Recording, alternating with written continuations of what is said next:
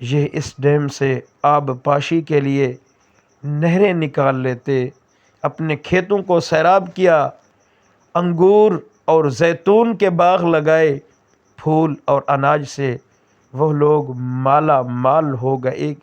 کہتے ہیں کہ یمن کے باغوں میں پھل اس قدر کثرت سے ہوتے تھے کہ ان باغوں کے اندر سے ایک عورت سر پہ خالی ٹوکری رکھ کر نکلتی تو بھی ایک سرے سے چلتی، جب دوسرے سرے تک پہنچتی تو عجیب واقعہ ہوتا، کسی پھل کو ہاتھ نہ بھی لگاتی تو گھنے پھلدار درختوں کے نیچے سے گزرتے گزرتے اس کے سر پہ رکھی ٹوکری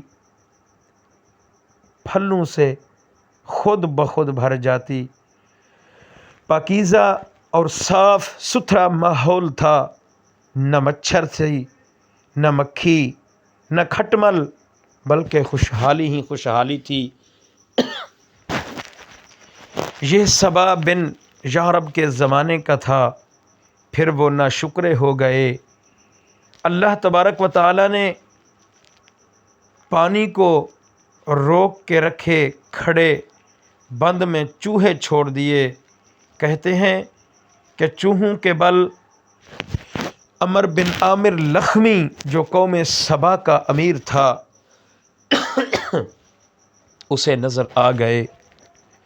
وہ سمجھ گیا کہ اب صد معارب قائم رہنا مشکل ہے۔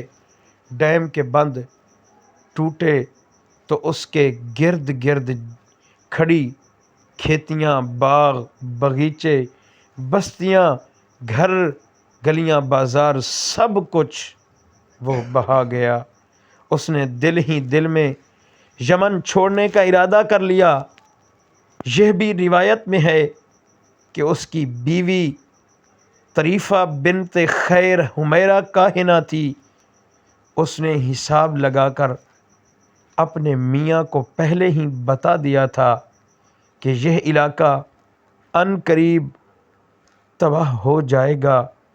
کاہنہ بیوی کی بات سن کے اس کے کان تو کھڑے ہوئے تھے، مگر جب اپنی آنکھوں سے بند کی دیوار میں چوہوں کے بل دیکھے تو سمجھ گیا واقعی اب یہ علاقہ نہیں بچتا۔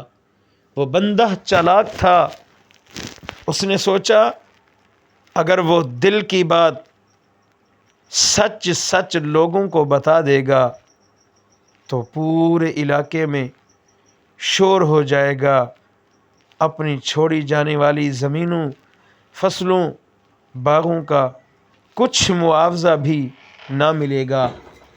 اس نے ایک سازش تیار کی، اپنے ناسمجھ بیٹے کو بلا کے کچھ سکھایا، اسے کہا لوگوں کے سامنے میں کسی بات پہ تمہیں ڈانٹوں گا اور ایک تھپڑ ماروں گا، تمہیں جواباً تم بھی میرے ایک تھپڑ رسید کر دینا۔ منصوبے کے مطابق جب لوگوں کے روبرو اس کے بیٹے سے یہ گستاخی ہو گئی تو اس نے فوراً ایک اعلان کر دیا کہ میں اب اس علاقے میں نہیں رہ سکتا جہاں اولاد اپنے باپ کی بے ادبی کرے۔